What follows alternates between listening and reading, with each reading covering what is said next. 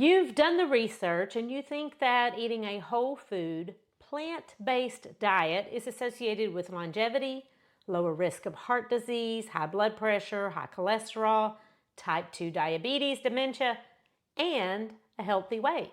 You've even found some recipes that sound pretty good, but man, oh man, your family is not on the same page. I'm Dr. Vicki Petz Casper.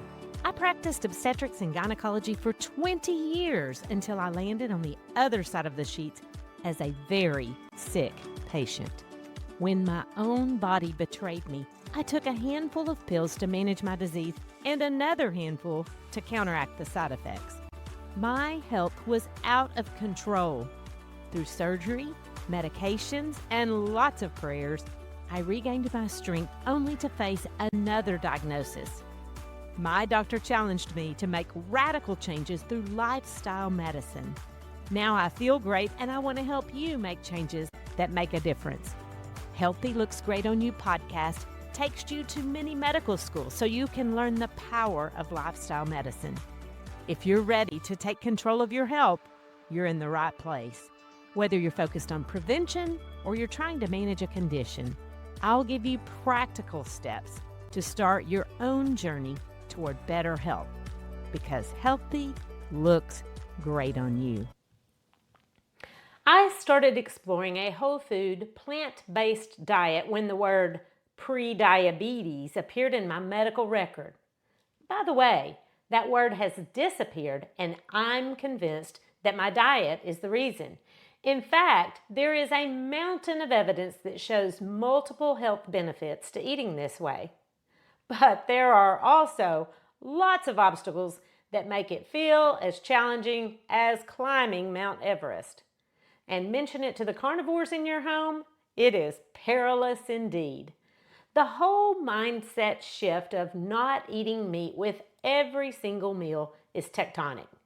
Bacon in the morning, turkey on the sandwich at lunch, and pork chops, burgers, steaks, or even chicken with dinner is the norm.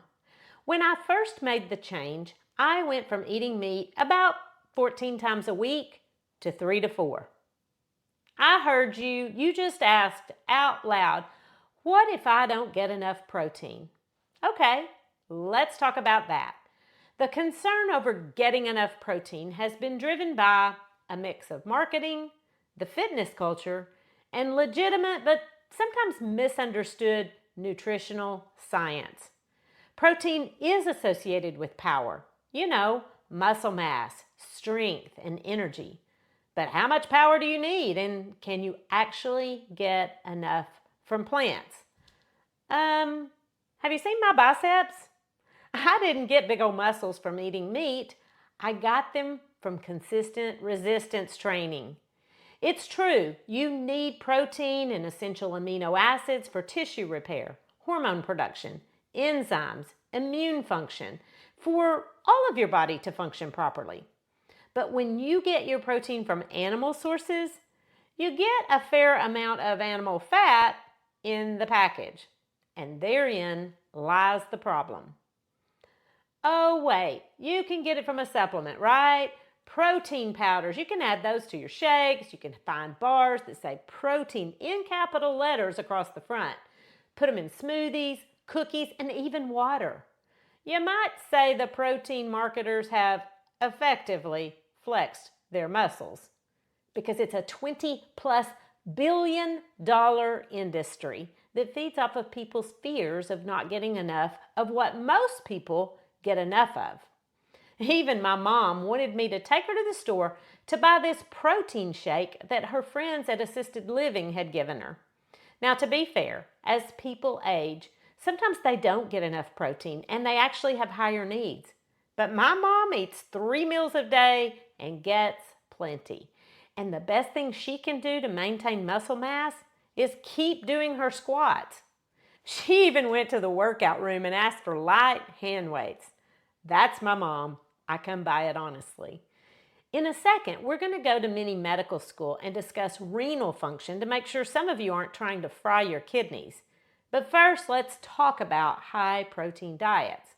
I'll admit, you can lose weight with a high protein diet because it keeps you feeling full. But a high-fat diet is not going to be good for your cholesterol or your heart. And I'm going to tell you a healthier way to feel full.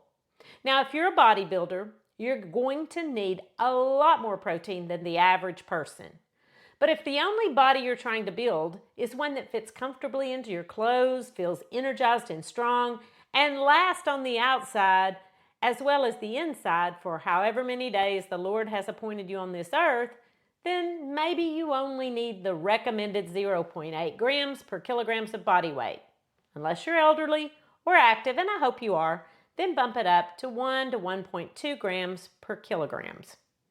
Now, listen close, because this is where you and I can get lost in the numbers. That was 0.8 grams per kilogram of body weight unless you're elderly or active. But those of us who live in the United States need a calculator to convert our pounds to kilos or kilos to pounds so that when we hear those numbers thrown around, we don't get confused. So let me try saying it in slang English. If your daily activity consists mostly of screen time, then you need a minimum of 0.36 grams of protein per pound of body weight. So let's say you weigh 170 pounds, that's the average weight for a woman in this country. Then multiply that by 0.36 and you need 61 grams of protein a day. Of course, if you're going to the gym several times a week, and actually huffing and puffing and working up a sweat, you may need as much as 77 grams a day. And that also depends on your age. So for your reference, I put a protein calculator in the show notes because there are some variables you need to consider when calculating your unique needs. But here's the deal. You can get enough protein from eating plant-based. Now, I'm not really one to advocate counting much of anything when it comes to eating. I mean, wouldn't it just be more fun to enjoy your meal rather than converting it to a mathematical experience? I always hated math. Just eat whole food, mostly plants, and a variety. You'll get all the nutrients you need without the trash you don't need. You do need enough protein, you just don't necessarily need more. Think better quality rather than more quantity. And if you do eat mostly plants, you absolutely need to be more conscious to get adequate protein. For me, beans are a great source. And speaking of beans, let's go to mini medical school now because too much protein can damage those little bean-shaped organs in your body. In the United States, 37 million people have chronic kidney disease. Some of them don't know it. Like wrinkles and saggy skin, the risk increase with age. High blood pressure and diabetes are major risk factors. And you probably know that the kidneys serve as a filter for your blood. They've got like a million little nephrons that are always doing a cleanup job. They remove waste and fluid that your body doesn't need. And in addition to being a fluid balancing and waste management site, they also have a little factory that cranks out red blood cells too. Your kidneys play a role in overall nutrition as well as bone health and blood pressure regulation. Perfectly healthy kidneys can handle a lot of protein, but know your needs and consider the whole package when it comes to protein. And just so you know, you can grow your own. Listen to my interview on the Beginner's Garden with Jill McSheehy to learn more. And when I talk about confusing numbers, that might be included as a bonus. All right, now you're armed with information and motivation to eat more plants and less meat. But excuse me, your spouse isn't there yet. In my home, I do all the cooking, and I love it. In fact, when I first met my husband, he was well known to the DoorDash driver, and the only meal he fixed for himself was microwaved hot dogs. When the microwave went kaput, he actually asked me how he was ever going to eat a home-cooked meal. That was shortly before I rescued him in marriage and took over the meal planning. Whew! Earlier I mentioned that I went from 14 servings of meat a week to 3 to 4. Now, we had a commuter marriage for the first year, and I could maintain that schedule and fix dinner with meat as the centerpiece the 3 to 4 nights a week that I was there and still eat plant-based when I was at my house. We finally moved in together full-time during our second year of marriage. I started cooking hybrid meals. It's not terribly difficult. I'm thinking things like stir fry or pasta. You can fix those with all the great whole grains and veggies, and then have a separate side of meat for your carnivores to add to the dish after you've fixed your plate. I make grits with nutritional yeast to give them a cheesy flavor, and I top mine with succotash and his with shrimp. Only problem with that dish is he wants me to cook the roux with bacon grease. Now, I'm not the best cook, but I am pretty savvy when it comes to creativity in the kitchen. So I made tacos and soups with things like beans and mushrooms for me and a side of ground beef for you-know-who. We were both in our late 50s when we met, so I had no intentions of trying to change his diet. But since we shared the table, some change was inevitable. And here's what happened. One day he said, I wouldn't mind having a meatless meal once a week. Now, he's not the social media type, so I'm guessing that Meatless Monday wasn't on his radar and was not his motivation. He just saw me fill up and feel good without the beef. After a while, he noticed some benefits, and he suggested that we start eating 2 plant-based meals a week. You want to know a little secret? When I did those hybrid meals, I gradually decreased the portions of meat. Not deceptively, just because I noticed he ate less and less meat, and I didn't want to be wasteful. One of my favorite cookbooks is The Blue Zones, and there are lots of great plant-based recipes. I'll put a link in the show notes. I also interviewed Terry Edwards on this podcast because I saw her post a lot of delicious plant-based recipes on Facebook. So once a week, I just started serving a rainbow of plants. Mostly fresh, but frozen is a good option when you're in a bind for time and you haven't been to the store. And that's why I created a free pantry guide of 10 items you can keep in the pantry and 10 to keep in the freezer, so you can literally throw together a whole food meatless meal even if you got home late and didn't have a plan. That is my superpower. Because not only is eating plant-based harder if you live with a carnivore, but eating out is the real Achilles heel for me.